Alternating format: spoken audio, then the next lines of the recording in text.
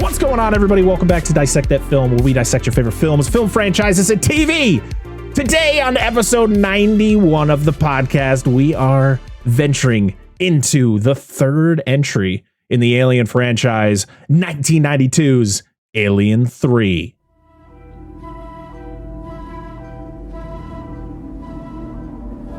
Here, in a world where the sun burns gold and the wind blows colder, a visitor has come. But not by herself. It started.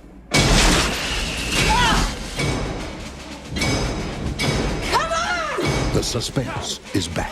And we have no weapons of any kind? The fear is back. Don't look back, dude! Run as fast as you can! And most of all, the bitch is back.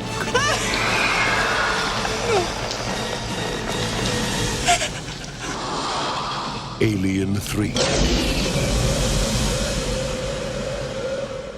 I am your host, Brett Parker. Joining me, as always, the wonderful Dan and Angela of DNA Gaming. Hello. Hello. Welcome back, as always. You're here every week, but I always have to welcome you back. Absolutely. Thank you for agreeing to sit down and talk with me again. Absolutely.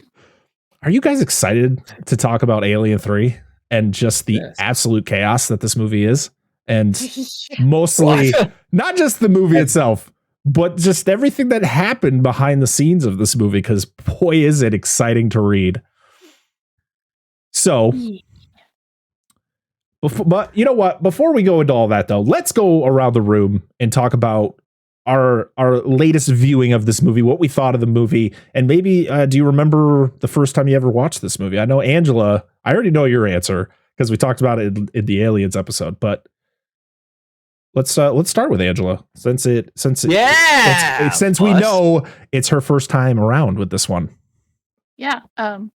When did we watch this? Friday? Yes, Friday. There you It's go. my first time watching it.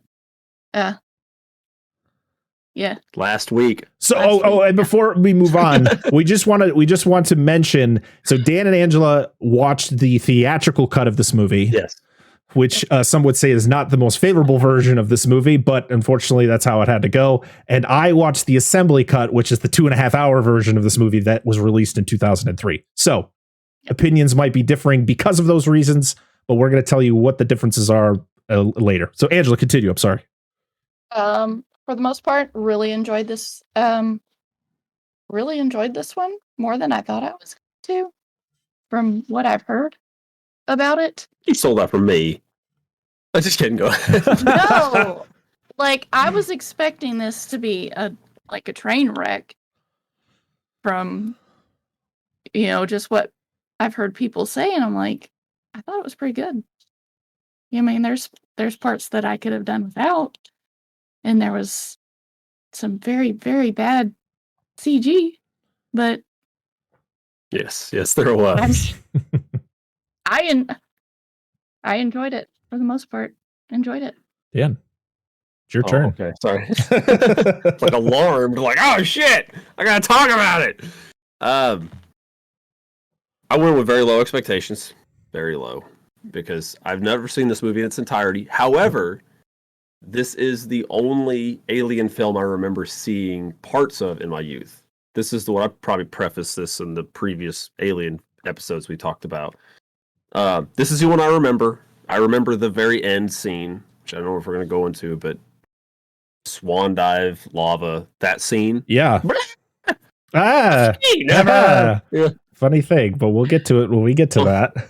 Don't hug me. I'm scared. Anyway, that's what I remember because I walked in on grandmother. She always was big into that kind of stuff. Watching that kind of movie, I've seen that, and I remember the toys. I had the big face hugger toy. I remember that was one of the worst heartburns I ever remember getting. We went to Montgomery Ward, and I bought the big Queen face hugger toy they had, and I got the worst fucking heartburn I can remember my entire life. I don't know why. That's why I remember that. But yes, did it impregnate you? Is that what the? Maybe it was ironic. No, but Maybe Maybe that's what's wrong with you. Maybe. But I remember having the toys, and you go in the store and buy them, and I remember renting the video game on the Super Nintendo, which I don't recall being good. But yeah, so that was like, if you want to go the nostalgic perspective. But growing up, never watched it until recently, and always knew, like, everybody's like, this movie's shit, don't watch it. But going in with the low expectations that we had, or I had, or we both had, I rather enjoyed it. It's very different than, of course, the first two. It seems to go more toward a horror element of the original film, but it's not as, it just lacks something. And it's almost, this movie's just nihilistic. Like, it's just bleak, even more so than the original. But it is, I enjoy it. I obviously not anywhere near as good as the first two. I like the runner alien, which is the primary alien in the film. And I'm not going to go into too much, I suppose, but I like the practical effects. It had some real dodgy CG, but it was 92. And it had Roland Timbo, so it's nice to have him in the movie. So we're talking about the CG. So technically, this movie didn't have CG. It was all blue screen. It was a rod puppet that they filmed on a blue screen, which then they would input into the film. They did CG, but it was in the assembly cut for only a couple scenes. They might have added some. There might have been some CG because it was 92 and CG was a thing, but it was very new. So like when you say it, like, you know, yeah, it was very just shoddy CG because it was new. They were trying something different, and just this production was a fucking mess. Yeah, well, I mean, it didn't, like, I've seen blue screen before in a movie, and this didn't look like traditional blue screen or green screen. It looked very messy. It did. But aside from that, dude, and another thing I will say, there's some of the characters that I liked in the movie. I liked the concept of what they were doing with the film, but man, some of the kills, dude, some boys get fucked in this movie, dude.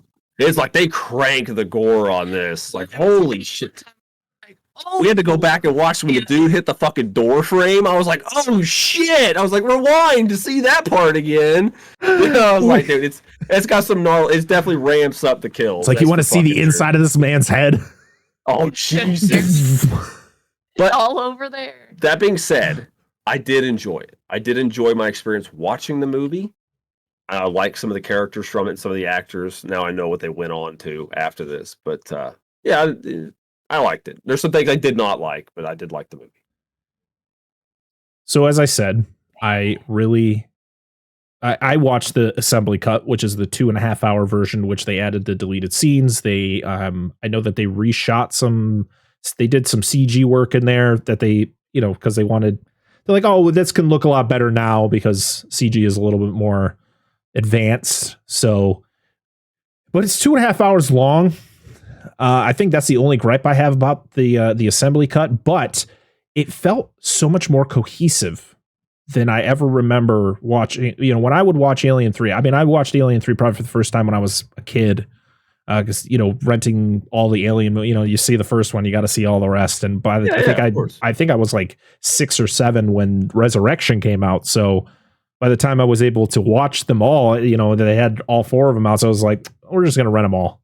And so you just binge through all 4 Alien movies. And I just remember this one, I enjoyed it as a kid.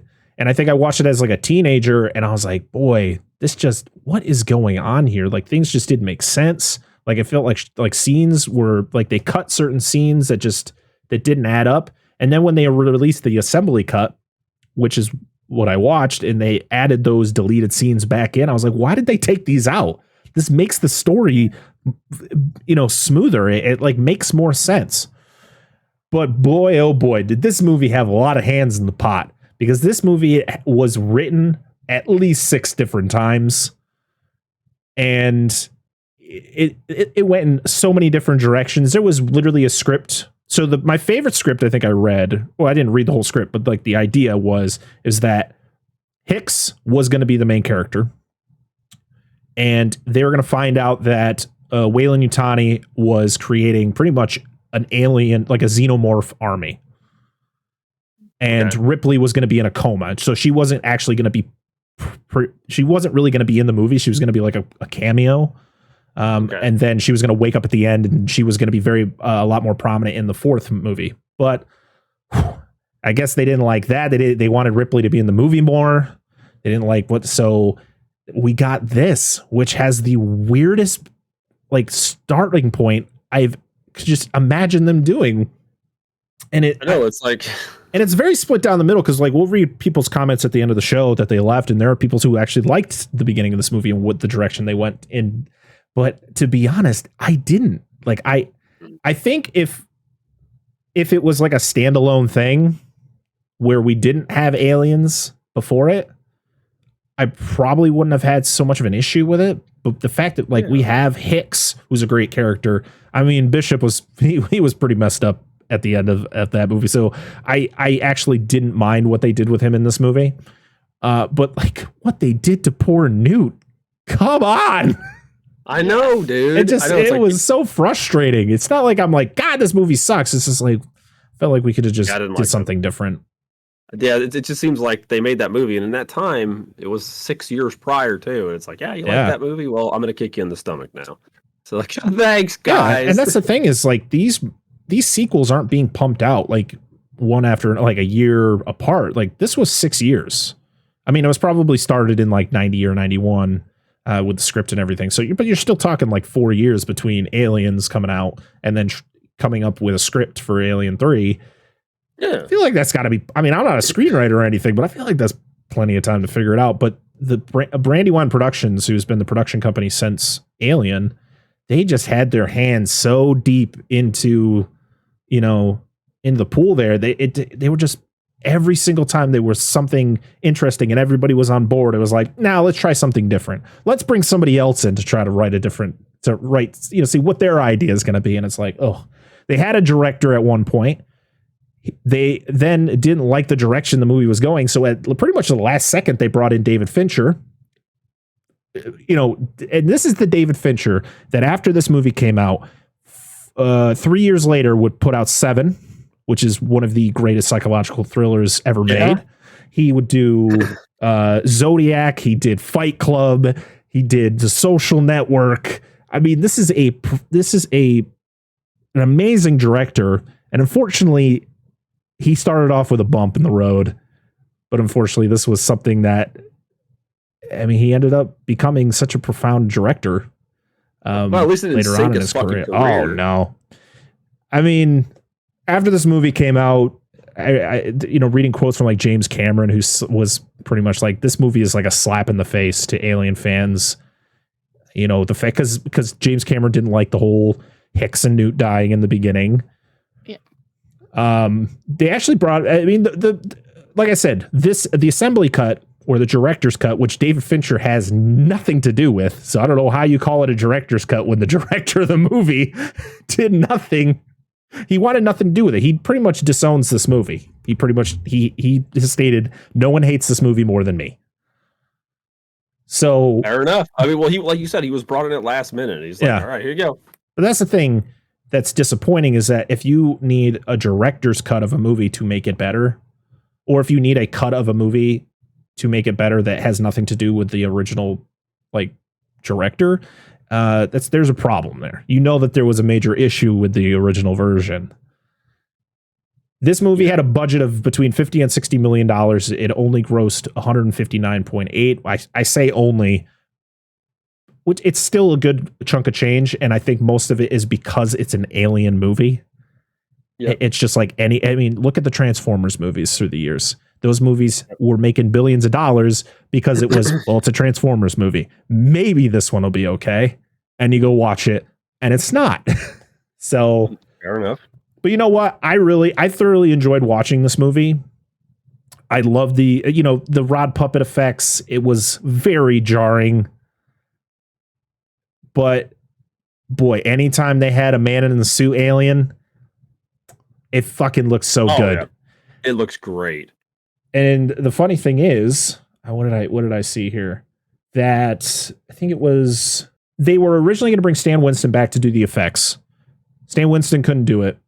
So they brought in Tom Woodruff Jr. and Alec Gillis, who Okay. run the company Amalgamated Dynamics, which is now a pretty big visual effects company. And I've heard of them, yeah. Tom Woodruff Jr. is the one who's actually in the suit. Oh, is he? Yeah. So anytime you see the alien, like physical alien, it's him in the alien suit. And it looks really good. And it's really cool. No, it to see. does. Yeah, it looks so good. All the practical effects, I thought looked, well, I mean, well, all of them that I can think of, I thought looked really good. Yeah. And as weird as the story is, I thought it was pretty solid. Ripley being stranded on this prison planet and then of course an alien, catching a ride and causing havoc. I thought it was a pretty solid idea, but I really, reading some of these other scripts for what this could have been, it could have been so much better. And I feel we could have gotten a better fourth alien. But because of the way this movie came out, we got Alien Resurrection, which I have not seen in probably 20 years. So it's like, do I remember it being good? It's going to be interesting to talk about that one next week. Oh yeah, I haven't seen that. I've seen bits and pieces of that, but that's been a long, long time. But there's a lot of shots where the alien, which in this movie runs on all fours a lot. That was actually David Fincher's idea to have it look like that. And it was a rod puppet. So it's literally kind of like similar to stop motion, but it's not stop motion, where it's literally an alien that's made out of rods. I mean, it's self-explanatory here. And they would literally do the motions against a blue screen, and they would film those things, and then they just kind of put it in. But the problem is they didn't really smooth everything out so that you It can wasn't see blended well. No, you could tell it was like copy and paste for a lot of things. What do you mean this isn't a PNG file? It's not a PNG. It's so goofy looking. like a border around it. Like when it runs. God, I appreciate them going, you know what, for some of the shots where it's running at somebody, we're just going to put it in first person mode. So Good call. You see it. Good call. Great call, because oh man, every time they'd zoom out and they'd show that rod puppet, you're like, oh no. What are we doing here? It's on the ceiling. What is that on the ceiling? It's like this blob. What am I supposed to be afraid of here? What is happening? Holy crap. So like we said earlier, this was directed by David Fincher. This was his directorial debut. He was mostly known as a music video director. Shocking, as most big time directors are. That's how a lot of them start out. Yeah. The screenplay was done by David Giler and Walter Hill. Those were the two who wrote this version of the movie. The story was done by Vincent Ward, who was actually the original director of this movie. Sweet. Yeah. Of course, we have Sigourney Weaver back as Ripley. We have Charles S. Dutton, and the only movie I can think of that I've seen this man in was Rudy, which I think came out a couple years before this. You remember Rudy? Yeah. With Sean Astin? Well, actually, go ahead. I thought it was interesting to see that Sigourney Weaver was an executive producer. I mean, to be honest, it's not shocking. This is it's the third movie in a franchise, and she's kind of the face of it. So she probably, I can't assume exactly what her role was, but I can guarantee she didn't have to do much of anything other than she probably gave some ideas, and they're like, thank you for the input, Miss Weaver. And that's it. Because that's what an executive producer, that's what an executive producer pretty much is. They're an idea person. Mm-hmm. Charles Dance, he's back. He's the first movie that we have talked about Charles Dance since our third ever episode of this show, where we talked about Godzilla King of the Monsters. Yep. But this is early stuff, you know. This is like he was good. Still, I liked him. Still a smooth, young man. not Charles Dance from. Oh wait, I lied. We talked about Charles Dance in the 2016 Ghostbusters because he's in that as the dean of the college that Kristen Wiig works at. God damn it. Oh, yes. Fuck. So this is our third go around with Charles Dance. Yeah. Just ignore that. Oh, Lance Henderson's back for 12 seconds. Well, twice. Yes, as two different characters. Yep. Yep. Brian Glover is Andrews, who is kind of like the warden.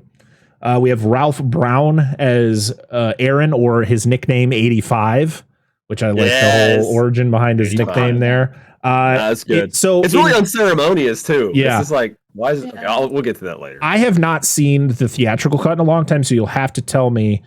So Paul McGann, who plays Gallic, who's kind of the wacko, he's very prominent in the assembly cut. Like, he is a big deal in the assembly cut. I don't remember if I've seen other, like, as you can see, I'm wearing my Hack the Movie shirt today because he's covered this movie a lot. So I had to, show my support. But also, I believe he said that in the theatrical cut, Gallic wasn't a very prominent character in the theatrical cut, but more in the assembly cut. He's got some significance to him, but it's not nearly as much. We'll talk about it later. We have Danny Webb as Morse, who surprisingly makes it through this whole movie. Who is this guy? Up until the end? Morse. Yeah, I know. Right? What the of fuck, all the people dude? to survive, it was this guy. Jesus. Pete Postlewaite as David Postlewaite. What? Yes, I seen that. I was like, he's the same guy with a different name. What the fuck? They just there's like, we're gonna keep his first name. No, they kept his last name. Well, admittedly, Good with this them. being generally, as you said, these have all been British productions, correct? All the Alien movies. Right? Yeah, pretty much. It's pretty much been very similar crew since the original. Well, I mean, they don't have to fucking worry about how everybody talks because everybody is British but Ripley in this movie. Oh, and Lance Hendrickson. Yeah. But look, there's like 3 different people that share. Pete. Yeah, Clive. Fine. So Tom Woodruff Jr., as we stated before, plays the alien in this movie in its physical, like when it's not visual effects, or as it's known by Gallic, the dragon. Yep. Which is really cool. Holt McCallie as Junior. Peter Guinness as Peter Grigor. I don't remember half these guys. Danielle Edmond played New in this movie. Her corpse, because Carrie Henn, who was New in Aliens, wasn't able to reprise her role, and she was too old since this is 6 years later. Well, admittedly, like most of these dudes are like fodder. Yeah, exactly. No. And I guess the final one would be Christopher Fairbank, who plays Murphy. I only mention him because he is pretty, like, his death is pretty major in this movie.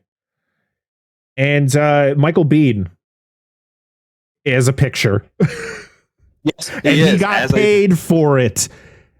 He got paid for, because he was pissed they didn't bring him back. Well, originally, I guess he was told he was going to come back, and then they were like, "Yeah, we're going to kill you off and use just a picture." And he's like, "Well, you better fucking pay me for it." Yeah, he was good call, dude. He was so mad, dude. I've been pissed too. He bashed this movie so hard when it came out, but it's understandable. There's actually like an almost 3-hour long documentary about the complete chaos and all the issues from this movie, like the making of it. I can't remember what it's called, but I watched several shows on it. But it was a studio created documentary too, which is crazy. Like, the studio was like, "Yeah, we fucked up." Well, here you go, guys. Also, if you want to read one of the original scripts that was written for this movie, which I think the more famous one is William Gibson's script, there's actually a book. They took the original script and wrote a book on it, and they made comic books on it. So, if you want to read one of the original scripts for this, go for it. Go for it. I'm sorry. Go for it. Connect 4. So yeah, I think that's enough of the behind the scenes of this interesting movie. I do love the original poster for this movie, where it's like 3 times the suspense, 3 times the danger, 3 times the terror. Alien. What? So what is it? Alien, not cubed. What's the 3? It's cubed. It's cubed. So it's cubed. Alien cubed. No, it's Alien 3. But I love that the 3 is so small. People just call it Alien cubed. Yeah, right. I know. Or they should just called it Alienses. That's what I call it. Aliens with 2 S's. No, 3 please. S's, because it has to be. Please. Yes, that would have been great. Absolutely. And we're back, and I like that we're back to the green color. Like, you know, the original Alien had the green color on the poster, then Aliens was blue, and now that it's called Alien again, it's back to the green. Yes, thank you. There's a I actually like connection the there. original poster. I like it a To be lot. honest, I kind of like the Alien 3 poster. It's very simple. Yeah, I like it's the same on the VHS. The old VHS slipcover was the same. I remember I rented that one quite a bit. All right, I just remember seeing it with my eyeballs when I was a kid. I acknowledge you. Let's start this plot. So the movie is going to be interesting for both of us. Yes, very much. So this both movie groups. opens up to space because if you're watching an Alien movie, it's going to open up to space. Nice. Fun. And it's like Alien cubed. I mean 3. Here's some people in this show. As the credits are playing, we see the Sulaco and we see Ripley, Newt, and there's an egg on board. Oh no. And it's open. How did that happen? There's a face hugger. And it shows, and as and this reminds me of the credits in the remake of Friday the 13th, because it's like, show something credits, show something credits, show something. You're like, just show me. A face hugger is on one of them.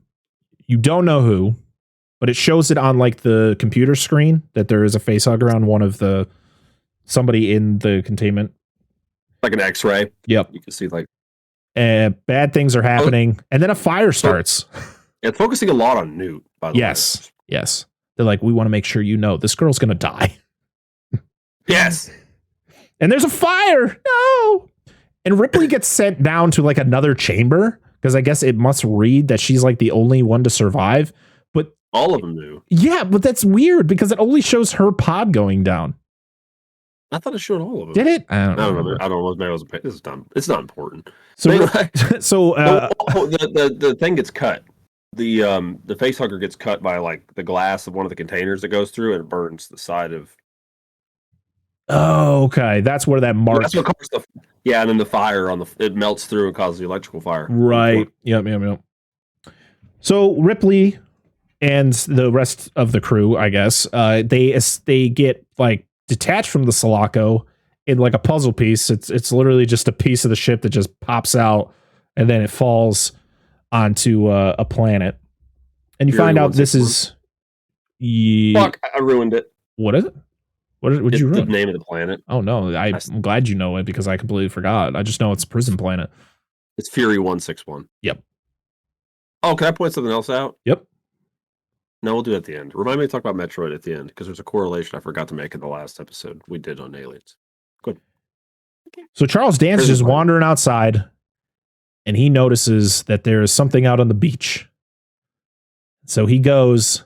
And he discovers a very charred-looking Ripley just sprawled out on the beach. And he picks her up. He carries her inside. It's entirely different. This is all different. Okay, tell me what happens. Right?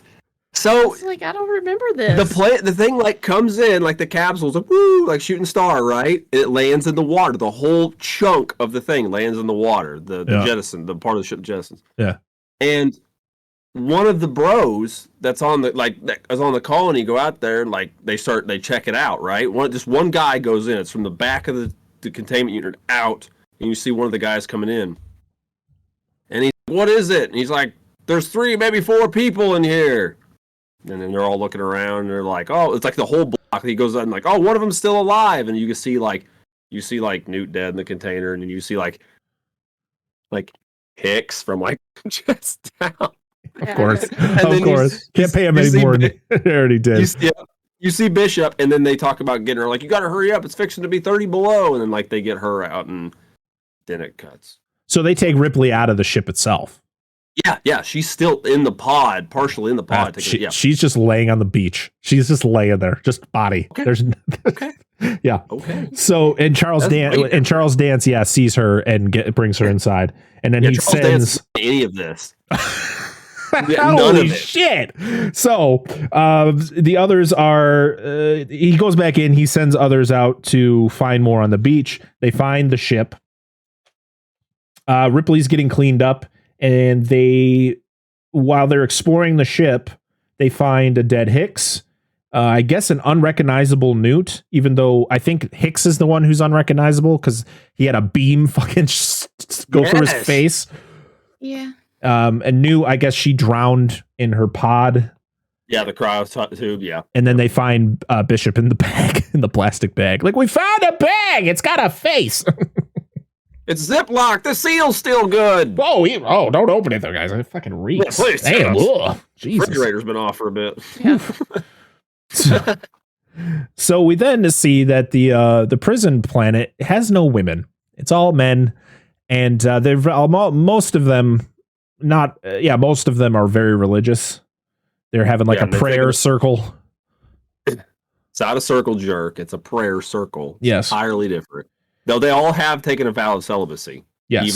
Even for women. Yes. That one dude states that very specifically. Oh, he fucking yells it. He's like, wait, I took a vow of celibacy. And they're like, we know, but relax. Fucking Jesus. Don't celebrate it, dude. It's fine. Jesus. We all know we were here. We all jerk off the same. We got it. We know. Oh, so the warden tells them about Ripley and the crew's situation. Pretty much saying, that Ripley was found alive.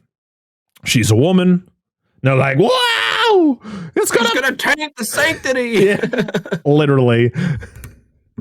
Oh, Lord.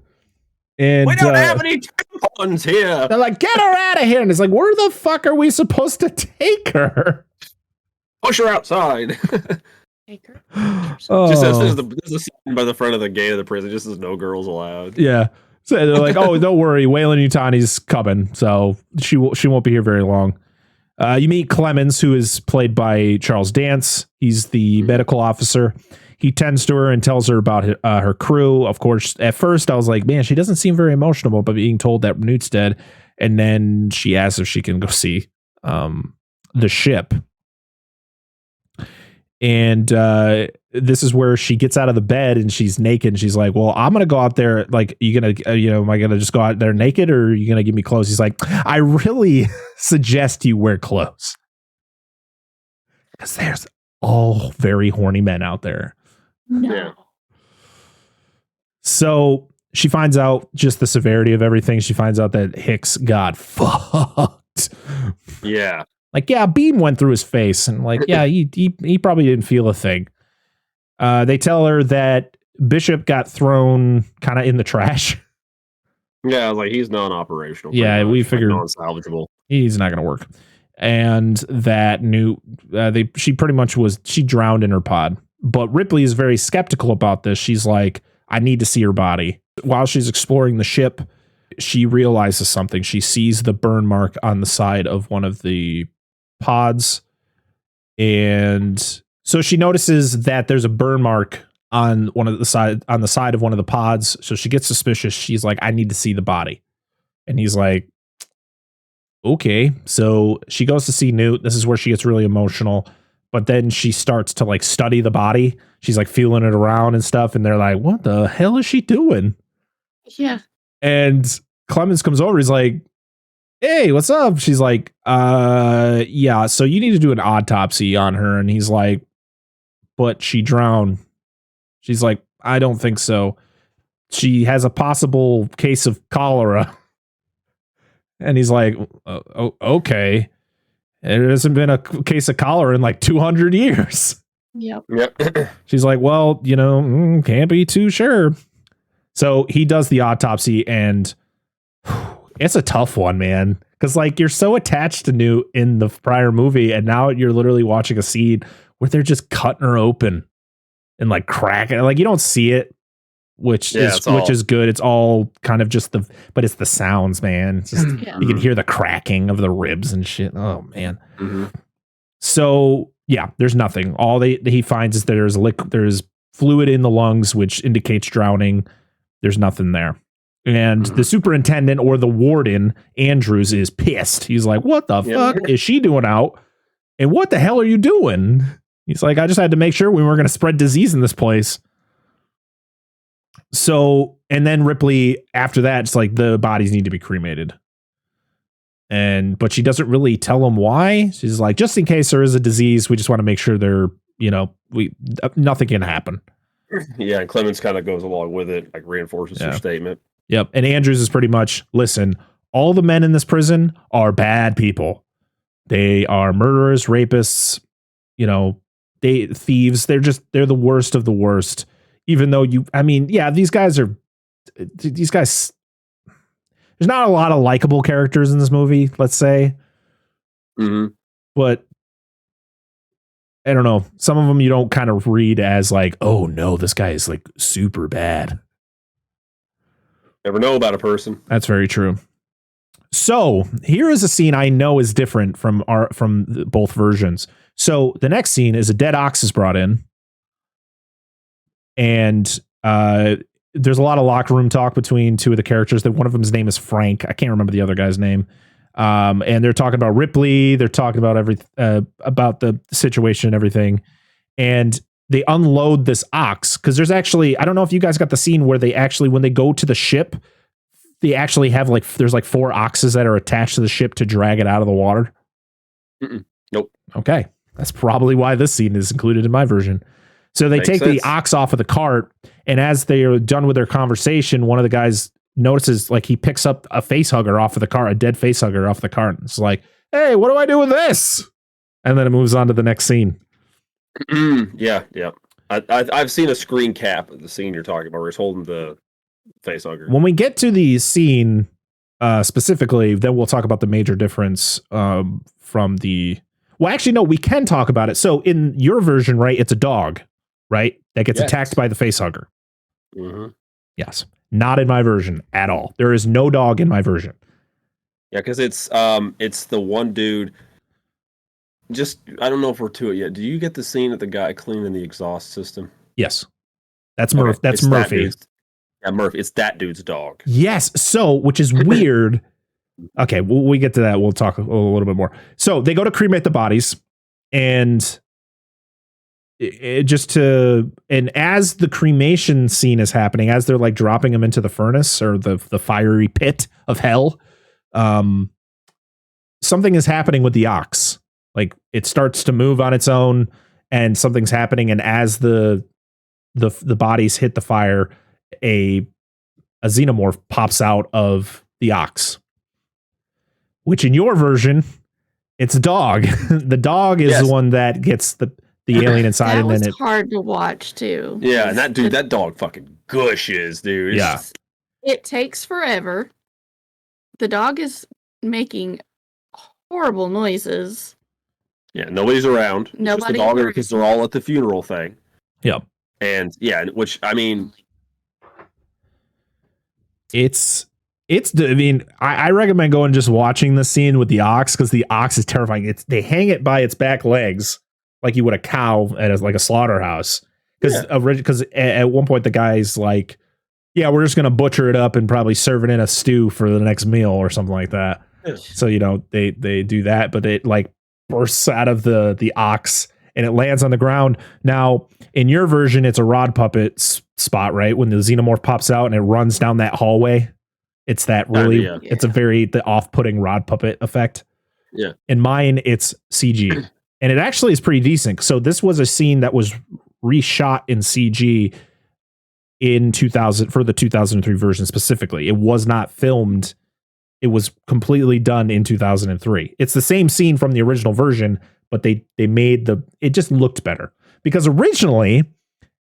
Fincher actually wanted to put a xenomorph costume on a dog, on a greyhound, and then try to get it, but they couldn't get the dog to move right to make it not look super goofy. You can go on YouTube and find this, because they did film it. It's like a behind the scene thing. It's hilarious. I just makes you think of Attack of the Killer Shrews, where it's just fuzzy costumes on dogs. Or the cats try and put spider costumes on the dog. Yeah. It's but it's so goofy. The xenomorph, I don't know how it is in your version, but the xenomorph in this version comes out much more mature. Yes, it comes out pretty formed, because it literally gets up in its legs. It already got pretty long legs, and it runs off. Yeah. On all fours. So yeah, that's a major difference. Yeah. Ripley gets her head shaved, and she actually looks damn good. So Ripley has had many different hairstyles. Every movie is a different hairstyle. You have the original 70s, like that poofy, look, which I think is her best look. And then in the second one is like that short, the short look where it looked like she cut her own hair. And then this one, she shaved her head. And, women with shaved heads is a good look. What are you into?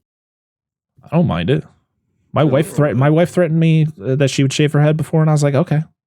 I don't know. Was I supposed to? Is that supposed to be a turnoff or something? I don't know. I do, you coward. What's the matter? No balls. Oh boy. Kidding. So just a joke. You'd have to listen to me complain because I did it. I don't know. I'm not talking about. It's just I don't care if you did. I tell if you're more comfortable, cut the shit off. I do. That's why I shave my head. I don't want to fool with it. Nah, I'm growing up. In a couple months, it's just gonna be me hosting the show, and people are like, "Is there something wrong with him? Is he all right?" It's just gonna be hair like him. Grizzly Adams over there. Yeah, I'm gonna reenact that fucking. I told you from last episode. I'm gonna reenact that Robert Redford being. Yeah, absolutely. He's sitting in the woods. What's the one from Adams? Was it Cousin It? Yes. Is that the one that's all hair? Yeah. Carry on. So the men are in the mess hall. They're eating their food, and fucking Garlic, man, this dude gets dumped on so hard. There's literally two guys that are sitting at the same table as him, and they're just talking shit about him. They're just like, "Fucking guy's a weirdo. I don't want to work with him." Blah blah blah. And then Dylan, played by Charles Dutton, comes over, and he's just like, "What the fuck are you guys talking about?" He's like, "Garlic. I don't want to work with Garlic. He's a weirdo. He smells bad. I don't want to work with him." And Garlic's just sitting there with his food, like, what the hell, man? Looks so sad. Oh no, poor Garlic. And but Dylan's just like, nah, you're working with him. I don't care how you feel about it. Deal with it. Oh shit. So it's I found it pretty amusing. So that wasn't in our version, by the way. Oh, okay. Ripley then shows up to the mess hall, and everybody's like, "Oh, what is she doing here?" Blah. And she pretty much she's a badass. Her and Dylan kind of have like their own little back and forth. He says some things, and she's like, "All right, I'm not afraid." So, as you know, I fought a bunch of aliens, and they were terrifying, way more terrifying than you. So, yep, it's a good moment. I like that scene. Is very, very good. Clemens tells Ripley the history of the prison. And the whole Dylan story, pretty much about Dylan is the one who created, like, he's the one who started the whole religious movement of the prison. And he's kind of an unspoken leader of the place. Like, everybody listens to him. Mm-hmm. And Ripley is just horny as fuck. She wants the D bad. She wants Clemens D. Way too much cryo time. Holy shit. D time. And we then get the scene where Murphy. You got a moment, dear. What did she say? I don't blame her. Yeah, I mean, well, here's the thing. Like, that she was going to get with Hicks if there was a different situation. Unfortunately, she's not into the fucking headless guys. So, well, admittedly, this is not a drastically different situation, and she still had time to squeeze this one in. Oh boy. So we get the scene where Murphy, who we find out later after his death, is cleaning a massive vent or a massive. There's a fan at the end of this place. What is this? Is this a vent? Yeah, it's like a exhaust vent. Exhaust vent. Yeah, okay. Probably something to do with their, like I said, their HVAC system or their circular, not HVAC, because they said they don't have heat or anything like that. Just probably to circulate air to keep it from getting stagnant. Okay. I'm assuming. So he's cleaning, singing a song, and he hears something going on in one of there's like a tunnel off of it, and he hears noises, and this is where he whistles for the dog, which in my version does not exist, but in this version, he does whistle for the dog, and he says its name, which I don't remember what the name was. And then, this is where you see the xenomorph kind of curled up in there, and it attacks it. Well, it spits acid at him, which is, I think, the first time you see a xenomorph spitting acid. Yep. And it knocks him off, and then he falls into the fan and gets just absolutely destroyed. Does in your version does Murphy find the alien foreskin? Yes, he picks it up and he's like, "What is that?" Yeah. I was waiting for him to like put it on his face. Just about, Clarice. Hello, Clarice. Oh Lord. So you find out that Ripley and Clemens, they did the deed. You didn't see anything, but you know that it happened. And Clemens doesn't look like he's very satisfied. I'm like, dude, you haven't had sex in how long? And like, I feel like you should be a little bit more satisfied. It probably lasted a whole 10 seconds with how long, it's been. He's probably like, that was a little overhyped. I'm going to go back to anal.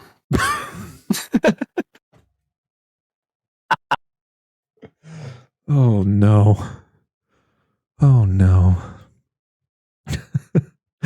Oh, but Clemens wants some answers. And then he gets a call that Murphy has been diced up. And so he's like, well, I got to go. And Murphy is everywhere. This reminds me of the scene from The Lost World where they go onto the ship that crashes into San Diego and they're like, where's the crew? Well, there's one there. I want a piece of them over there. Yeah. So it was a good kill too. Like when you actually see it, it's pretty good. It's pretty gnarly. Just, like, shit just goes everywhere. Clemens is the one who identifies him as Murphy because that's Murphy's boot. You're like, oh, okay. 1 + 1. Yep. And this is when Clemens discovers the melted metal. And he's like, that's weird. This is very suspicious. Also, it's weird that the fan was blowing. So it was like the air was being pushed out. Like how he wouldn't have gotten sucked into it. So something must have pushed him. That's kind of the idea behind it. Yeah, because that's what the warden was hypothesizing. Like, I must have just got pulled in, blah, blah, blah. Yeah. And 85, of course, chipping in on that. So Ripley goes back to the ship to get the flight recorder because she's just trying to figure out if there's any way an alien got on the ship. So she needs to find Bishop. She's told where Bishop is. And then we cut to Gallic. We get the scene where Gallic is with those other two guys who didn't want to work with him, and they're walking through the thing, and he's like, man, it sucks for Murphy. I'm going to pray for him extra hard because he actually he never complained about me.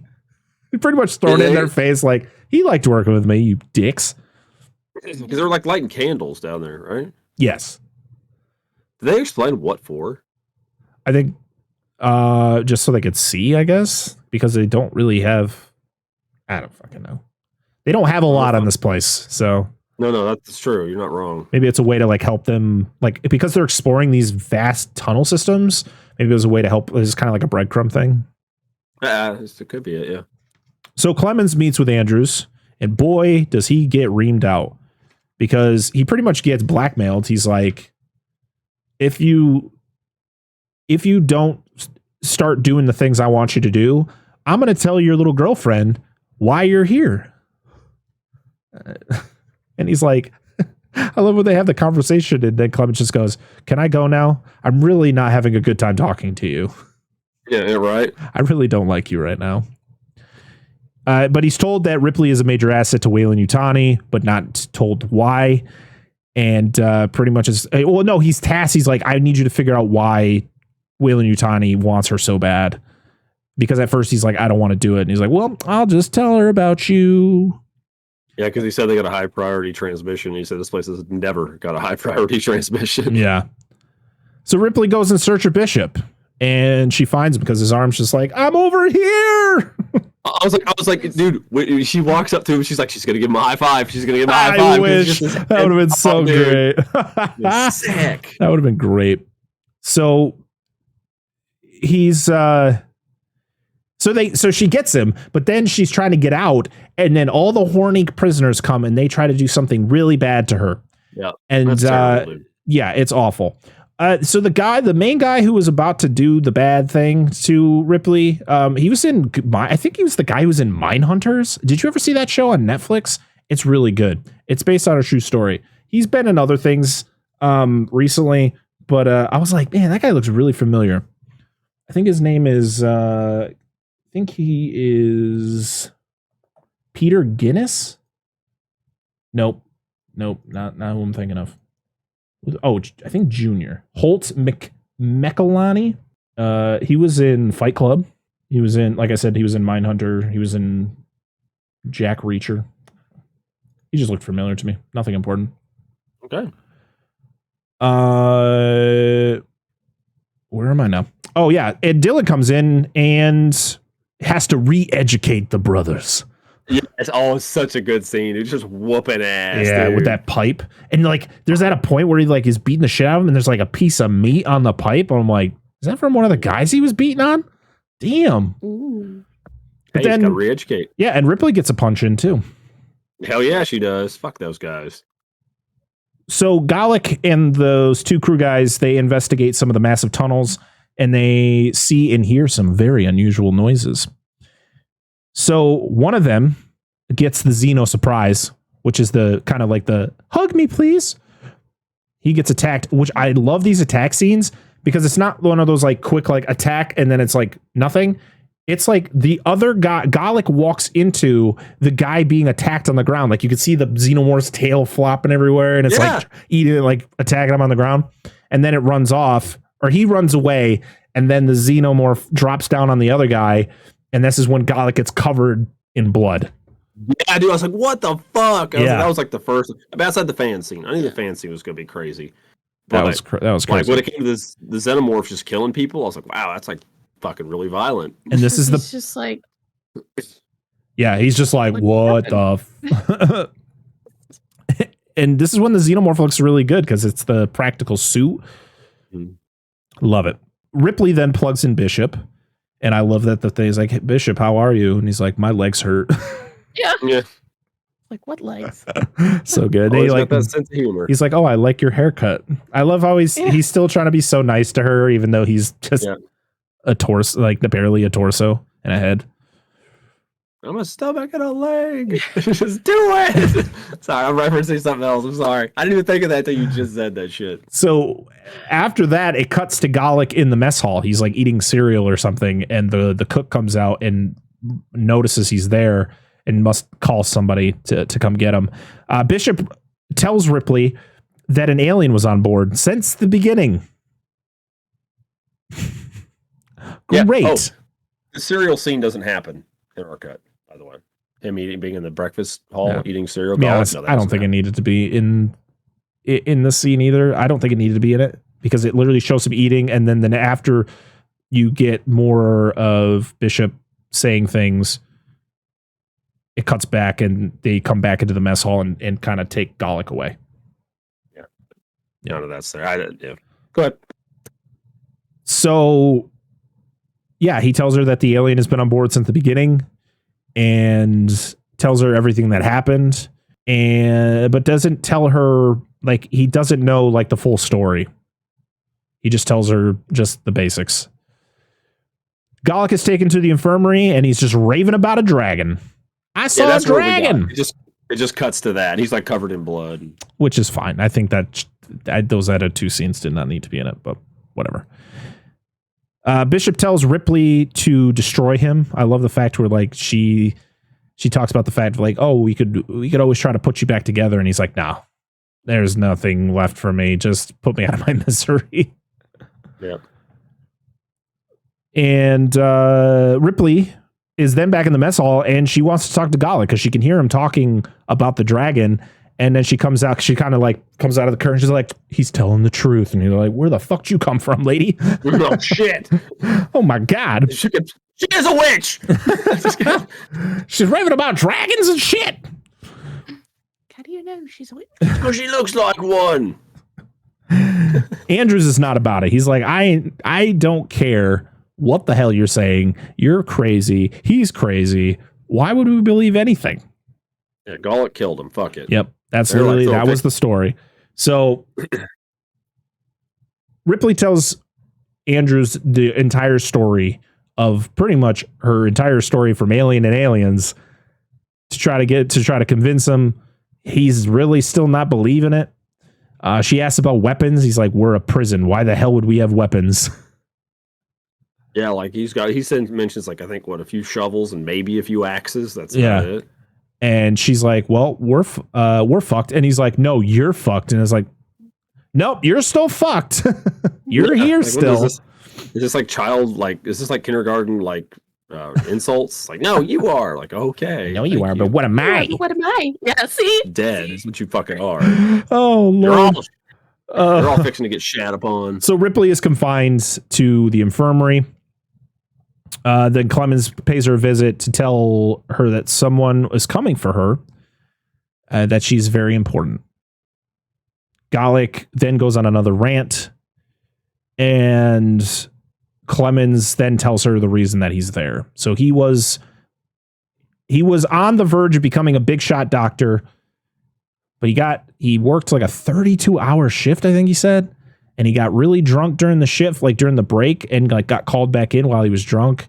And then like there was a fire or an explosion or something where there was a lot of casualties, but there was also a lot of wounded, and more people died because he prescribed them the wrong medication. I was like, and they sent you here? Like, I understand that's bad, but you're going to be put in the same prison as like a rapist or a murderer? I mean, I guess you could be considered a murderer in that case. I don't know. Yeah. The justice system's so fucking crazy. So yeah. And then after that heartfelt, conversation and him telling him the reason why he's there, the Xenomorph's like, surprise, I'm going to kill one of the best characters in this movie. And they're like, no, not Clemens.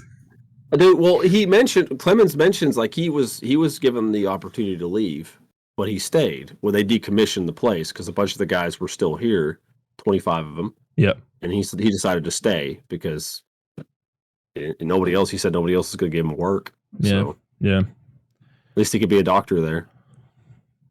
Well, he ain't gonna be nothing no more because that Xenomorph gave him a hug wrapped him in the curtain and just blasted that tongue mouth in his head. Yeah. The tongue mouth to the forehead. Oh, bye, Clemens. No. Lobotomy. And this is quite literally. This is where we get the very infamous scene. Well, not infamous, the very famous scene of Ripley kind of cowering up against the wall, and the Xenomorph gets really close to her face and like puts out the tongue, but doesn't kill her. And you're like, why does it not kill her? Like, you need to take a shower again. And it just takes Clemens's body up into the ceiling. Did you notice that? It takes his body up there.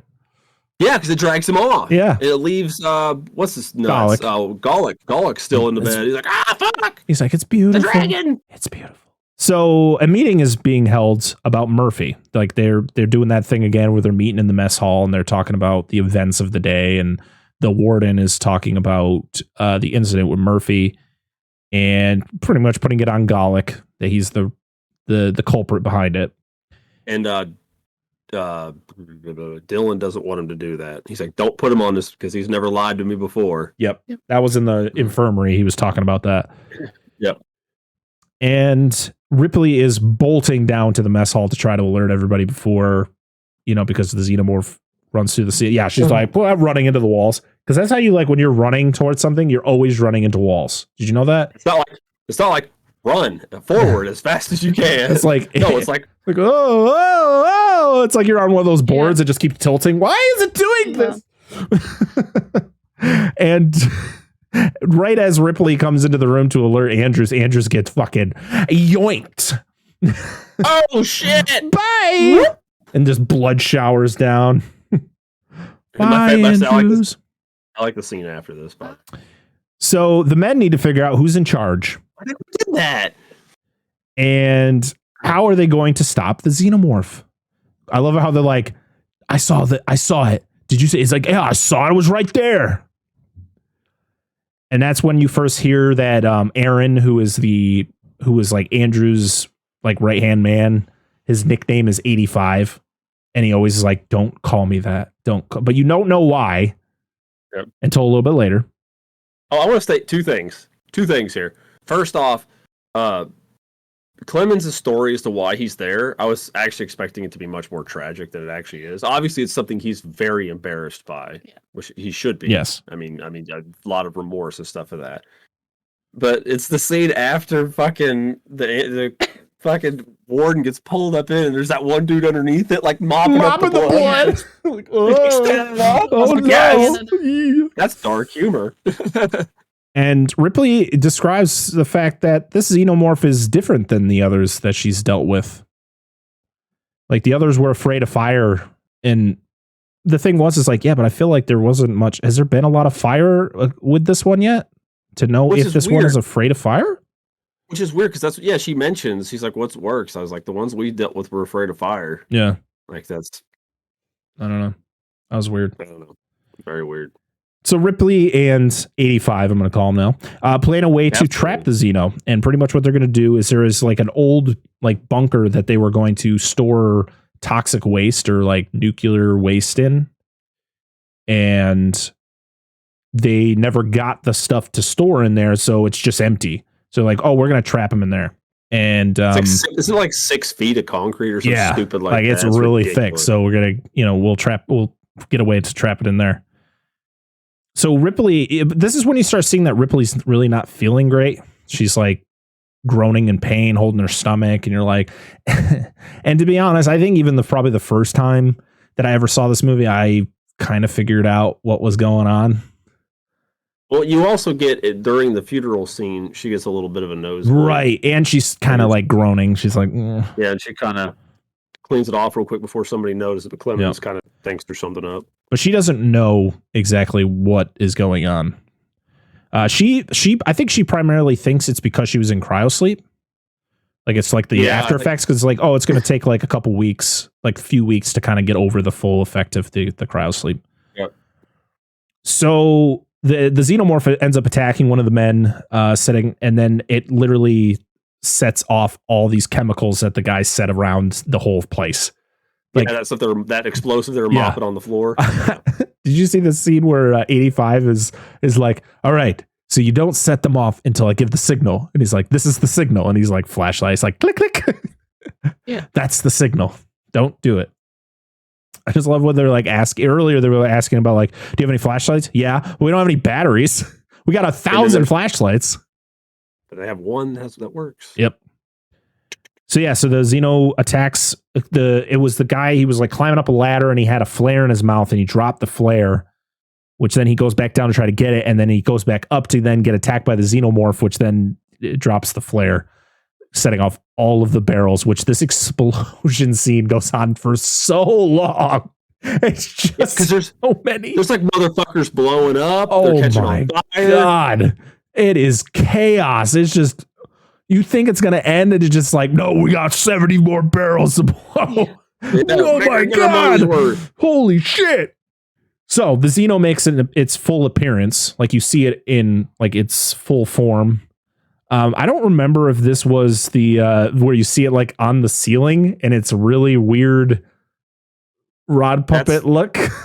That's mainly the next elaborate scheme to capture or kill it. So that's because Junior, who was the potential rapist from earlier, he's the one who kind of sacrifices himself by running into the bunker to then trap the Xenomorph. Yeah. But yeah, anytime you see the Xenomorph in the costume, it just looks so good. It does. Looks very good. Very, like very you said, the shot earlier with the close up with Ripley and the alien. Yep. It's really good. Anytime they got the rod puppets, that's when you're like, oh boy, that kind of takes you out. Yeah, a little bit. We then get a very slow-mo hallway walking scene. And I was like, why did they have to put this in slow motion? Yep. And then Dylan says a prayer for the rest of the men, kind of paying tribute to everybody that died. Yes, 10 of them. Oh, by the way, there was 25 and then a couple of administrative. Yeah, because Andrews was a warden. He wasn't a prisoner. Aaron, 85's not. And I think Clemens technically wasn't. Yeah, even though he was there, because he was done. Right, he was done. He's just had the prisoner barcode, which Ripley asks about. Yes. So Ripley is told about her status with Weyland-Yutani, and she's like, yeah, they're not coming here to kill it. They're coming here to take it. Like, they want to study it. They have more sinister plans. And 85 is just arguing her full on, like, no, they can't be doing that. They can't do that. They can't. Like, Jesus. So Galek gets set free. Great job. And I think, isn't he set free by the guy who survives to the end of this movie. Oh, by yeah, what's his name? Morse. I think he's the one who sets him free. And I'm like, you're really going to keep the guy who fucked everything up to the end of the movie to survive this movie? Boy, that's not a good call. But yeah, he gets untied and then gets knocked, and then Gallic knocks him out because he needs to go see the dragon. No, we didn't have this then. Yeah, he pretty much begs to get let go. He's like, "Oh, I gave you cigarettes. I always gave you cigarettes." And so he's like, "All right, I'll untie you, but you can't go anywhere." And then he fucking gets like one of those like Three Stooges moments where he just gets knocked out, like hit once with a fucking trash can and gets knocked out. So Waylon, so they sent like a message saying, "Hey, we want to, what's the status? Can we terminate the Xenomorph?" And Weyland-Yutani sends back a message saying, "Nah, not do that. We need that." So Gallic, we then go back to Gallic, who is at. We didn't get that either. They just asked in the one we got. It just asked about, if I recall correctly, it was just asking about the status of Ripley, if Ripley's still alive, and it's like, please respond, please respond, please respond, whatever. It never asked about the Xenomorph. I don't think. I couldn't. No. The please respond immediately, I think, takes place a little bit later. Oh, okay. So Gallic, So Gallic goes to the bunker, kills the guard, and opens up the bunker because he wants to see the dragon. And you get the scene where he goes into the bunker, and you just see his eyes, and then he gets killed off screen.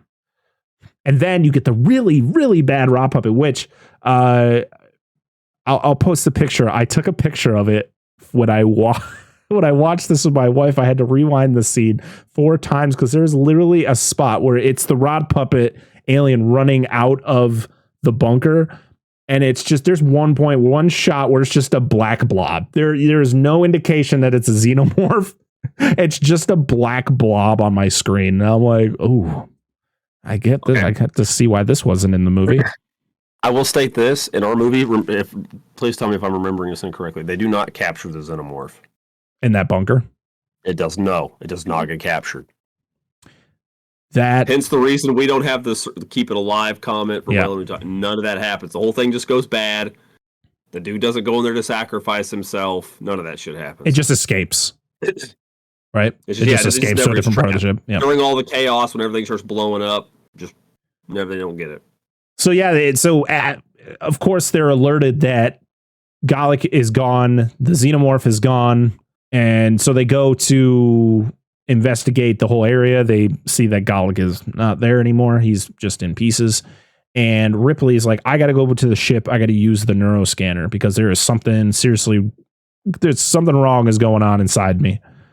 I don't even know what happens to Gallic now that I think about it, because like this whole thing's happening. Literally in the theatrical version, he just disappears. Like it's just you don't know, and I think this is because it was all on the cutting room floor.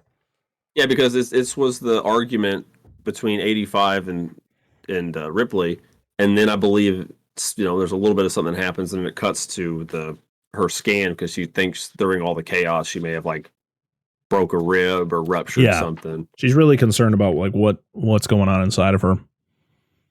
So yes, she goes to the neuroscanner, and actually 85 helps her with it. And you realize like 85's not totally there. Well, he's there, but like he's not very intelligent. He has a hard time figuring things out, but he helps her use the neuroscanner to the point where he is like, yeah, there's one of those things inside of you. And she's like, what? All right, you need to take a picture of that thing because I need to see it. And yep, clear as day, it's a freaking little baby Xeno. But it's not a regular Xenomorph. No, which we'll find out in a little bit what exactly it is. So Dylan makes a plan, and he kind of has like a little, like they all argue about things. Like they're kind of over the whole situation. Like people are dying. Like it all started when she showed up, blah, blah, blah. And then one guy's like, let's go to the furnace. That's a great idea. Let's go down to the furnace. And they're like, good job. So this one, 85 refuses to let Ripley send a message to have the rescue team turn back because she was just going to send a message pretty much stating like, there's a toxic gas throughout the entire prison. Don't come. And he's like, nah, I have a wife and kid. I want to go home. I don't give a shit about what's inside of you. They can take it out. Like, I want to go home. So he completely refuses to send the message. Ripley is like, well, I'm going to go after it because it won't kill me, because I'm carrying its queen. Dun, dun, dun. The new queen is growing inside Ripley. So Waylon, Waylon knows. Well, yeah, because they know everything in that pod. Yep. Well, the reason this gets brought up is because I was researching this a little bit. This is a different kind of face hugger, because normally when they attach, they lay an egg and die.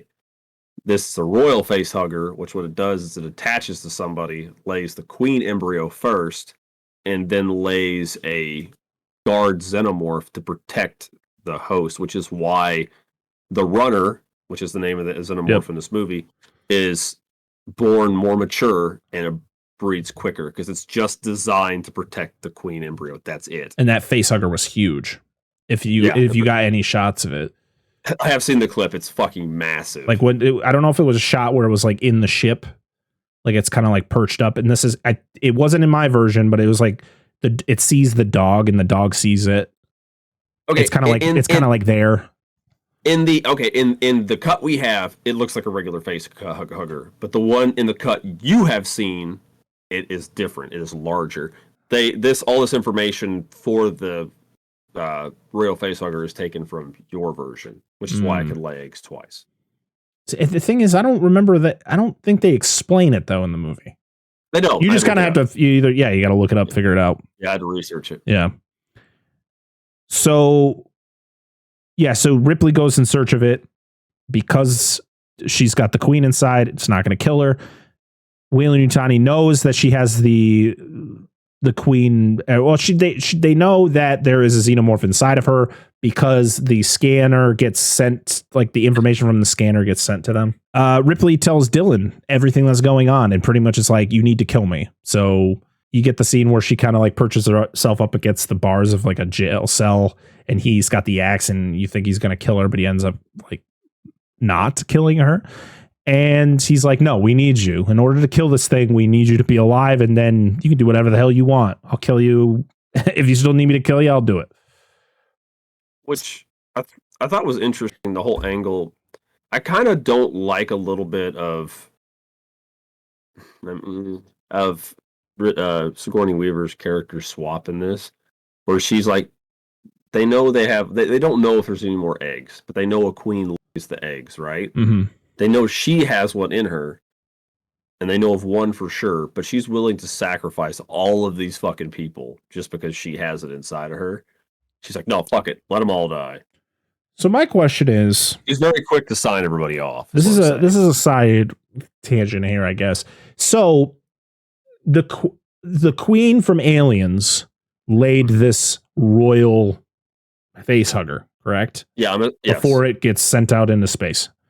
Yes. Is this like a defense mechanism where it knows it's going to die, so it just lays it before it gets killed? If it can, here's the thing though. Like we watched in the last movie, it removes its ovipositor. Like it removes its, assuming this is how this works. But they are a genetic weapon, so fucking shits to the wind. You can't use the standard like evolution for this kind of thing. My thought is when it was hiding inside the gear of that other ship that was on the plane they took up to get to the Sulaco? Yep. My assumption it was while it was in there, and they just didn't realize they had an egg on board. And maybe it has the ability to regenerate that part of its body and start laying again. It's like, all right, I'm just going to lay an egg here, because they're all about propagating their species. So if they figure, fuck it, might as well. So I don't know. That's the only reason I can think of. So there's a lot of talking, and you get a rah-rah scene where they're trying to come up with a plan to kill the xenomorph. They're like all like in this weird cavern thing going on and talking about what to do. And this is where you get the thing where they're all in like the hallways, and they're just traveling through all the different hallways, trying to, I guess, coax the xenomorph into a place where there's like a piston. Yeah, it's like where the doors are shutting, right? Yeah. Where they're like running around shutting the doors and stuff. Yeah. It's pretty chaotic scene. So it takes out one of them. And this is That's where you get the one in the ceiling. Yeah, you get the ceiling chase, but then it turns into like first person. Yeah. Which I'm like, oh, You get a little bit of please the- stay with the first person. Oh Yeah. my Yeah. lord. And it takes out more of the men.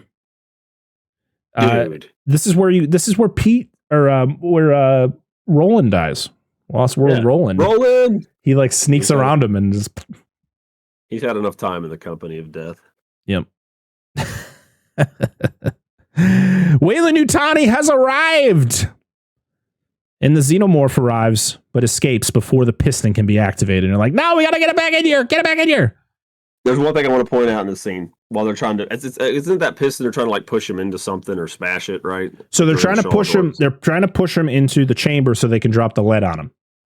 Okay, so this is the scene I talked about. It's my favorite kill of this whole fucking movie. It's where the one dude's like sprinting, and he's like, "I'm almost to the piston. It's right behind me," and it just grabs his fucking head like right before and like mid run, and it has to like hit it with its mouth just as because the shot is of the outside of the door, and the dude just hits. His legs swing up, and Yep, his face just hits the top it part of just that blood, fucking door. just- It just shit everywhere. I was like, "Oh, Oh, it was the best kill in the fucking Oh my movie. god, what Like, the his- and his legs go up They like whip rubber. And just dude, it's Oh, so it's fucking insane. good. So It's great. the Xenomorph. Yeah, so Ripley corners the Xenomorph, which leads it into the piston, and then gets it enough where it follows them because it's luring it into this little like place, this little cavern that is Like a where they're mold almost. where they're gonna drop the lead. Yeah, because she grabs its tail and shit. It's like, Yeah. yeah. I'm like, damn, she is fucking. She's not giving no shits. I get you. Somebody's wearing their ovaries on the outside today. Fuck yeah. So, Jesus. I just go with you. She's awesome. I'm not making fun of her. She's a fucking great character. Yes, she is. So Dylan sacrifices himself to keep the Xenomorph down there because the Xenomorph starts climbing the side as they're climbing up, and then he's like, nah, I gotta keep him down here. So he decides to stay down there to keep the Xenomorph down there. I hate that because honestly, outside of Clemens, he was my favorite character. Dylan in was this a great movie. character. That would have been great to have him survive at the end. Oh, and Lance Hendrickson, I like. Oh, also you find There's out not much. also Dylan at while they're doing the whole setup of this whole plan, Dylan tells Ripley that 85 or the Aaron's nickname is 85 because that's his IQ. Yeah. Which Pretty is, unceremonious, but it's pretty funny. yeah, Like, huh? Uh, Okay. funny nickname, and because of the amount of times that he says don't call me that. So the Xenomorph and Dylan get a nice lead shower. Yeah, dude. He's like, is that all you got? Like, it's like that must have been the inspiration for the whole Busta Rhymes Halloween Oh Resurrection. no. Oh no. Hey, next week we're going to talk about a movie that has resurrection in the name, just not that one. Not naming your movies anything resurrection because it won't end good. So the Xenomorph survives, Covered in molten lead. covered in molten lead, and is like, well, what do we do? And she's like, and it's Morse. Morse is the one who survived, and he is at like the control panel. He's like, go up to the sprinklers, set off the sprinklers. So she climbs up and turns the sprinklers on, which then lands on the Xenomorph, which causes it to crack. Did you get the really bad cracking effect? Yeah, I got a little bit of that. Hey. A little bit of that. And and then it explodes. So they alluded to this earlier in the movie for people who didn't quite catch, because it's when the whole thing caught on fire. But earlier, when they were setting the trap for the alien, and it didn't. Yep. Well, they caught him in your version. But when they start turning the sprinklers on, and that one bucket gets wet, and it just breaks because obviously the drastic thermal change. You have Right. it in molten lead. I don't know how it survived this, but molten lead, and then you make it wet or cool, and it's just. And just So I don't know if that's actually how that would work on an organic creature, though they do have their exoskeleton on the outside, so it's a little bit different. But because they're I just get space what they were bugs. going for. Yeah, I get what they were going for, though. So yeah, it explodes. We then see Weyland-Yutani come in, and we realize, oh my God, it's Lance Hendrickson. What are you doing here? And Ripley automatically assumes it's Bishop. Why the fuck would you think this is Bishop? When Bishop, you literally saw Bishop's mangled body not that long ago. But no, you find out this is Bishop's designer. Yeah. He was the one who designed it. Is he Weyland or Yutani? You never know. You're never told his name. So he pretty much is like, I'm here to help. We're going to kill it. We want you. We're going to take out the alien inside you. It's going to be really quick and painless. This is going to be okay. And she's like, you're full of shit. And so she's like, I'm going to go sacrifice myself. 85 gets shot up because he fucking smokes Lance Henriksen in the head. I don't understand why. Like, I get like he's bad or whatever, but why? Oh my god! Did you see his ear after? It's like fucking hanging there. Oh my god! So this is after he gets hit though, and he knows that Ripley is going to end up offing herself. That's where you see his true colors and what the real plans are. He's like, yeah, we did what we need you. We want to do more research on what's inside you, blah, blah, blah. She's like, I fucking knew it. I'm not an idiot.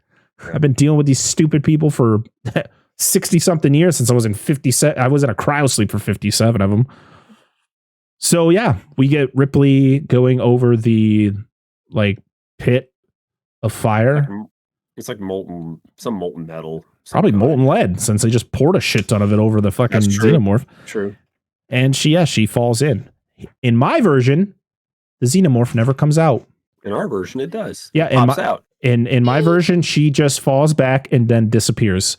In your version, she falls, and then as she's about to hit, the alien bursts out and she grabs onto it to then fall. Like, I'm hugging you. It's like, no, fucking stop. It's like when you hug a cat, it doesn't want to be. It's like, ah. So I think the reason your version exists was because the version that was in mine was their original idea, but because Terminator 2 had come out the year before and the end scene was very similar, they didn't want it to match. So they added the whole queen xenomorph bursting out of her chest and her making sure it dies. Which, to be honest, I like that version better. I like the fact of it. Like, no, I feel like, and people are like, well, it would literally burst out of her at that moment. I'm like, I feel like it knows it's about to die, so it's trying to escape. Self-preservation. Before she dies. So I like that. I didn't like the just, oh, she's gone. Bye, Ripley. Well, okay. we talked about we had a little biology talk here when we were talking about when the xenomorph gets next to Ripley's face the first time, and like we were talking about how they sense each other, and like it's not probably an odor, but could it be like a pheromone or something that's excreted through her body? Is it the electromagnetic pulse thing like sharks? I don't know. We were just kind of BSing about that because we don't know how they see. So how did it know? How could they know? So the movie ends with Morris being transported out of the prison. Yep. The prison is shut down fully because there's no one left. And the last thing you hear is Ripley's last transmission from the end of Alien. Yep. And that's it. I actually like that. Signing off. I thought it's a little hokey, but I liked it. I like it. I thought it fit. Yep. I felt this was a fair conclusion. I could have been better. Yeah. But I felt this was a fair conclusion to a trilogy of films. Yes. I think it should have ended here. I think this is as this movie is very mixed. Mm-hmm. But I feel this was a coherent, at least for me, the assembly cut was a cohesive telling of the story, which made it a cohesive end to the trilogy. And then, boy, oh boy, do we get Alien Resurrection, which will be our episode next week. Well, she's not seen that, so I'm curious how that's going to go for her. Before we get to all that fun stuff, let's read the comments that you all left about this movie. I have a closing comment after all this. Okay. Just remind me again. So our first comment is from Forgiven John 316, who says, I'll never forget the dog xenomorph in this one. And it's it's very iconic. Our next comment is from Two Idiots and a Dog. It says, doesn't deserve the hate it gets. It's flawed, sure, but it's a strong closure to the Alien series. I think 3 deserves to exist, but it should have ended there. I couldn't agree more. Yeah, exactly. I agree. I think this movie is very unfairly hated more than it should be. But I understand why people don't like it. Going from Aliens to Alien 3, how they kind of shit on like a lot of the stuff that happened in that movie. Absolutely. Our next comment is from Seismic Cinema. Said, after Aliens, this felt a bit of a letdown, and having Hicks and Newt die off screen, I felt a little bit cheated. Haven't seen it in years, but I remember not enjoying it that much. Maybe on a rewatch now, it might hold up better, but I doubt it. I say give it a go. I say give the assembly cut a go, because, like I said, I think a lot of people. I mean, the assembly cut's been out technically for 20 years now, so you might have seen it, but like if you've only seen the theatrical cut, give the assembly cut a try, because it definitely feels like everything flows.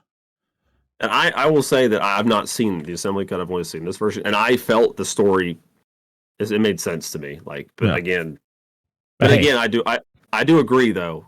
But that it's not fair to those characters that went through all that shit in the last movie just to be like offed in like the most unceremonious fashion ever. I was like, that's so fucking lame. Mm.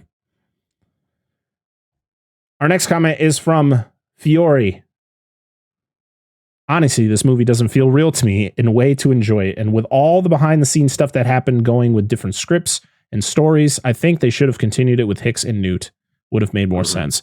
I agree. I would have loved to see an Alien 3 with that story of, like, I think it was more the fact that they had the most solid story was the fact that Hicks was the main character of Alien 3, where he realizes Weyland-Yutani is creating this xenomorph army. Well, not really army, but they're creating these things. And Ripley wasn't going to be a focal point. And that's what the studios were like, oh no, we can't do that. We can't get rid of our like the mainstay of this franchise. And this one, that's why we got this one.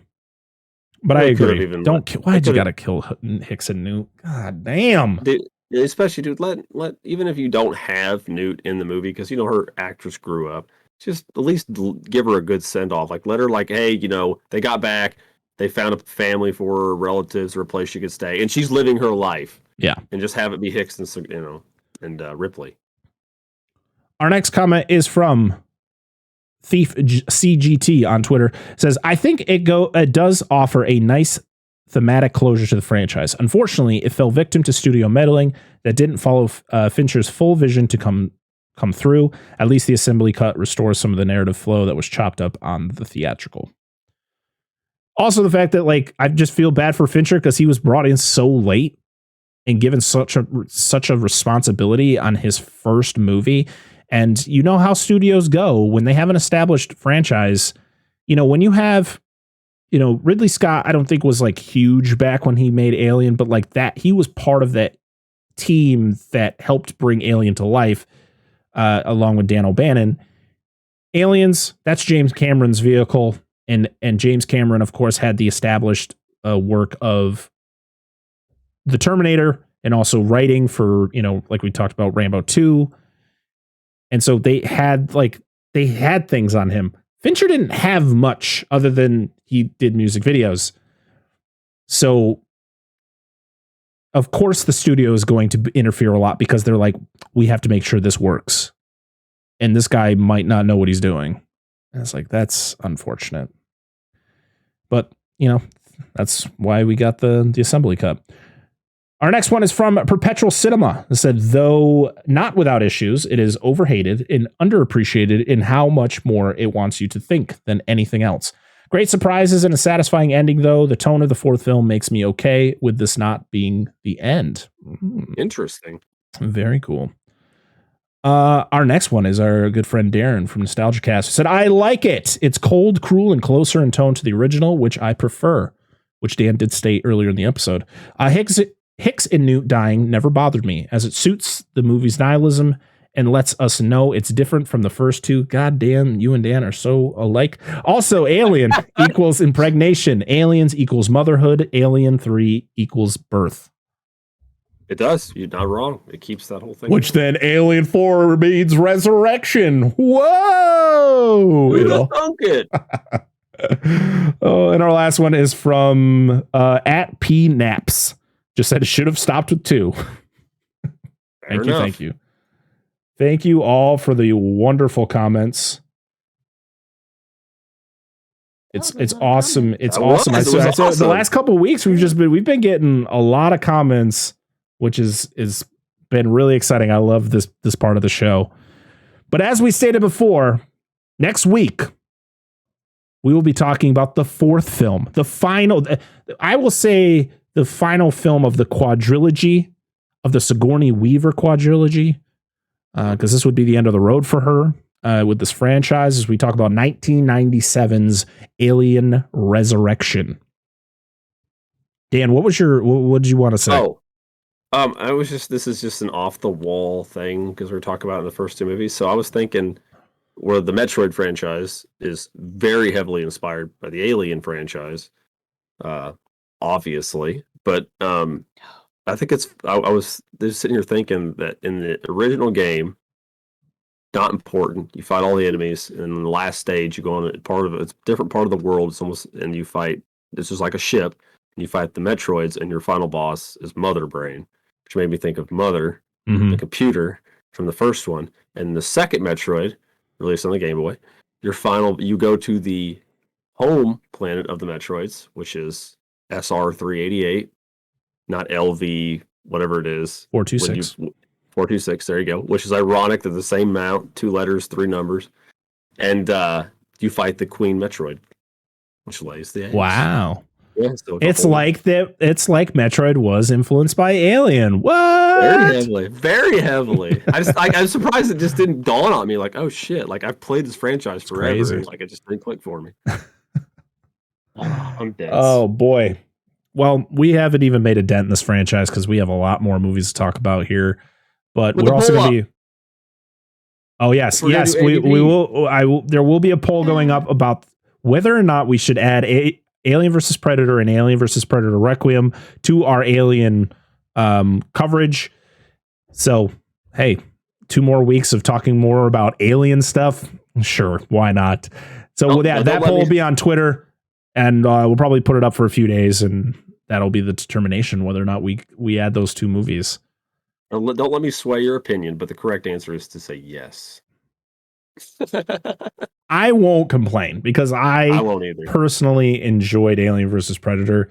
I think I've only seen Requiem once, and I don't remember liking it because the fact it's so fucking dark. I remember enjoying. See, I wasn't a big fan of AVP, but I enjoyed Alien vs. Predator Requiem. So we'll see. Maybe we'll be able to actually see the movie on Blu-ray. Oh. Like turn up the brightness. You know what's funny is that my TV keeps advertising for Alien vs. Predator Requiem on like the free Vizio, like free movies app. It just keeps popping up. I'm like, you sons of bitches, you know. Stop reading your mind. Oh man. Well, that's about it for this episode, everybody. Hope you all enjoyed. Speaking, actually, you were talking about the whole Metroid thing about the second game going to the Metroid planet. One of the scripts for Alien 3 was them going to the Xenomorph planet. Oh, really? Like the original, like where it originated from? Yeah. Well, see that I know one of the scripts they were originally supposed to use in Alien that they essentially used the idea for in Covenant. Like it was like a spore or something in the air, and it got inside, and that's how the alien formed in your body instead of laying eggs inside of you. So obviously the concept later was used for Covenant in some way, shape, or form. So. Oh, also one more thing. I do want to shout out somebody who has covered this movie. It has 4 videos on their YouTube channel right now covering did an episode on the theatrical cut, did an episode on the assembly cut. I think did an episode on one of the cuts of like one of the cut. There's 4 Alien 3 videos over at Hack the Movies, which, as I said, I'm wearing his shirt right now, and we're going to get him on the show. I tried to persuade him to come on this episode, but he said, I've talked about this movie too much. I got to give it a break. So get him on Alien Resurrection. I said, we're going to bring you on again. No, I think he's putting out an episode for Resurrection. It'll probably release when our Resurrection episode comes because that's just how it goes. We always seem to release the episodes of the same movie with other great podcasts, but you know what? Got to share the love, you know? But yeah, as we said, next week, Alien Resurrection. I'm excited. I haven't seen this movie in a long time. Make sure you check out last week's episode. We sat down with Gerald from 2 Peas on a Pod to talk about everything, everywhere, all at once. Did we like it? I don't know. We're recording these episodes out of order, so oh no. I just ruined the Matrix there. Like, oh, this is out of order. Whoa. All right, everybody. I got nothing else to say. Just make sure to follow us on our all of our socials at Dissect That Film. If you're listening to us right now, I don't need to tell you where to listen to us, but make sure to leave us a review and leave us 5 stars because they're great and we love you for doing that. Also, make sure to follow Dan and Angela on all their socials down below. Make sure to follow them on their Twitch channel because they stream. Make sure to not follow me on my Twitch channel because I don't stream. But yeah, we're going to be doing a live show at the end of January. Actually, fuck. Is this what? Never mind. I'm cutting that out because I don't know when this episode's going to. This episode might not about to be out in January. It won't be out in January. That's not going to be in the episode. But thank you, everybody. Hope you all having a wonderful week. Hope you enjoyed the episode, and we'll see you all again next time. I am Brett Parker. That is Dan and Angela of DNA Gaming. This has been the Dissect That Film podcast, episode 91. We'll see you all again next time. Goodbye.